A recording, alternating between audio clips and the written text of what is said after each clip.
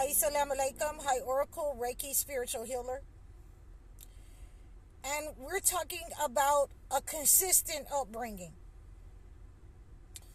So, one of the most important things that you'll find as a female with your better half when you're courting, when you're dating, you'll find consistent upbringings, something that you and the person that you're thinking of marrying is similar or the same.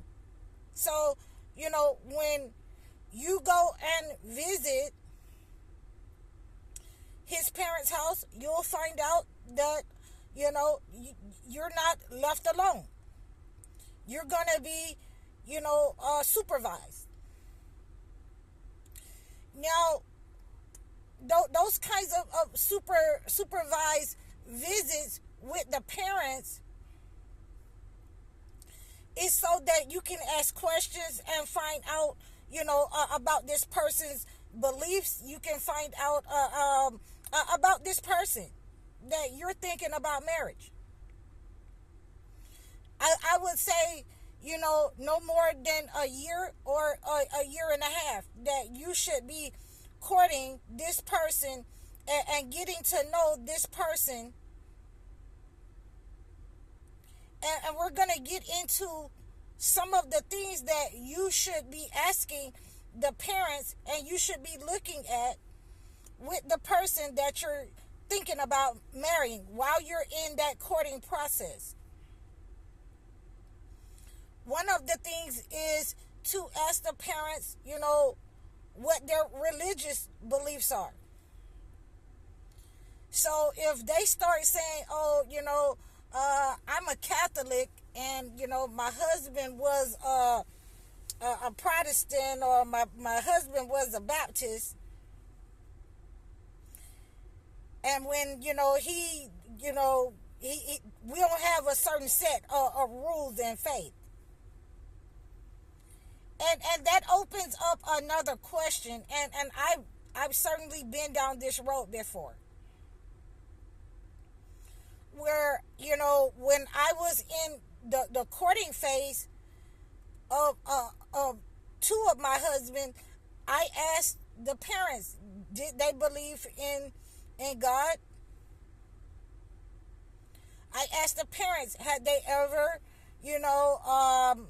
read the entire Bible? And I would say in all three instances, the parents were Christian. And in all three instances, they said that they had never read the Bible all the way through for themselves before in their lives. So that is absolutely a red flag. The most important thing is to get these things out in the open. So, one of, my potential marriages, when I was getting married and I went to meet the family, the mother and the father, I kind of felt like something was wrong with the person, but I wasn't really sure. Really nice person.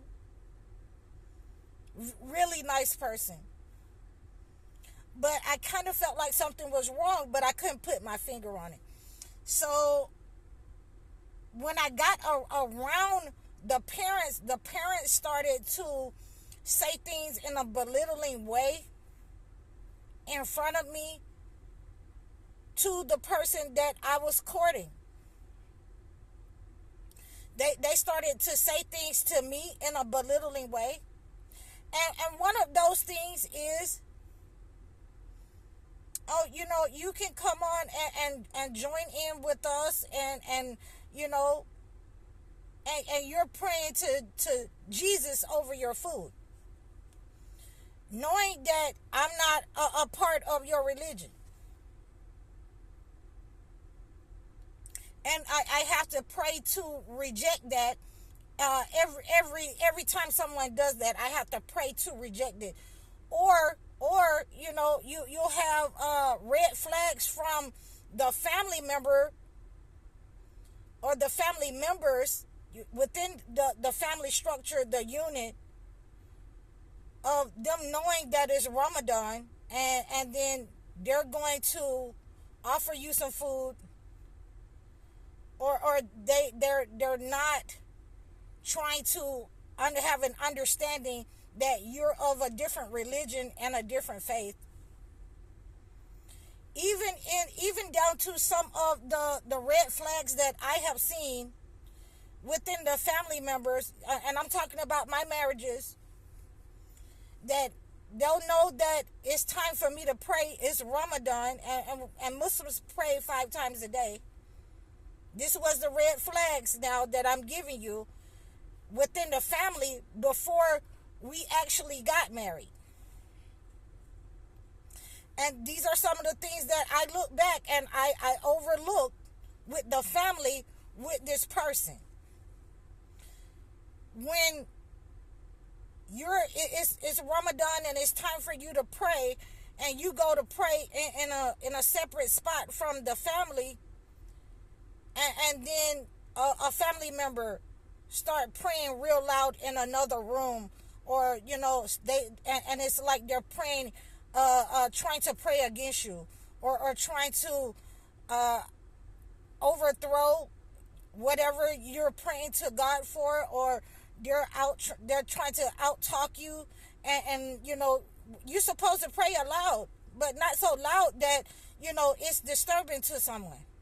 But actually in this particular instance, this person, and I'm not going to call any names, but his sister started to pray every time it was time for me to pray. So those are some of the red flags that I witnessed with some of the family members, and this is what I'm warning you about: narcissists, about toxic, demonic people. They will absolutely know about this person because they have raised this person up like that. They know about what they're going to do inside the relationship because it has been condoned in the family of being toxic to certain individuals. There have been times that I have been looking at the family structure of the person that I was looking to get married or date and take home. And I don't like to use the word date because I was actually courting a person. I wanted to marry them. I had taken them home to my mother and my father, and we had went to his house, and in very very similar instances took place where the parents started belittling the person in front of me and saying things, and it should have been a red flag. So again, when these persons got into the relationship with me, a lot of times, I don't play the radio. So when their behavior started to mimic what their parents or what I had saw in their parents, and one of the things that I'm going to tell you, and this is the honest truth, that when I started to pray 5 times a day with the person that was in my life, and they were not religious at all. They would run away. They would try to interrupt the prayer. They would try to talk during the prayer. I would have to let them know, you don't interrupt my prayer. Don't walk over, while I'm praying. Don't walk around me. Whatever you need, you can wait. They would start mumbling. They would start slamming doors. So, at this point, the people that I'm in these relationships with, I'm looking at their behavior. But they don't understand that I'm looking at their behavior. The red flags were already there that they did not believe. When I asked the parents about some of when we were courting, when I asked the parents about it, I don't think that they were believers in anything ever. So a lot of the people who are saying that they are believers have never read the Bible. They don't want to read anything. They want to take the word of somebody and they want to repeat what they've heard somebody say, and that's the only thing that they'll say in patterns, what they've heard somebody say during an entire relationship. That is how you know that they are narcissists and toxic. They will do things in the relationship that will absolutely give off the aura and the red flag that I'm a narcissist, I'm a toxic person, and I'm a lying and deceitful individual. I've had people in my life tell me that they are believers, but they don't worship like Christians do, or they don't worship like Muslims do. And this is after, we have courted and got married, and now the individual is saying to me, they don't believe like Christians do, they believe like the people of the way. And, I regretted, not looking at the red flags that the mothers and the fathers had showed me, those of them who had fathers. And I'm looking at the red flags, but, I'm like, this person is just so nice and kind. They're nothing like, their parents. And I had to go back to the realization that the apple doesn't fall too far from the tree. So when your family was showing me who they were, that this is what they have raised you as, and you're not able to stand on anything. It's like a piece of wood that's propped up. A strong wind comes and can blow it over. And unfortunately, in the relationships that I was in, I happened to be that strong wind. That I was the wind that just toppled them on over. Get on out of here with that. So, I have to be very honest with you that when you're in these types of relationships, when you're looking for your better half, it's very refreshing to see the person picking up the Bible or the Holy Quran. It's very honest to say, I'll be right back. If you have the male in your life and you want him to be religious, you want him to be the Christian person that you're looking for, then it is very refreshing to have the person actually going to church, reading the Bible while you're courting. If you do not ever see them picking up the Bible, if you're not having a conversation about the Bible or about surahs, you're not able to talk about or go in depth, then I'm telling you at this point, what should have been a red flag for me, what should have been, my parents saying, run for your life, it became,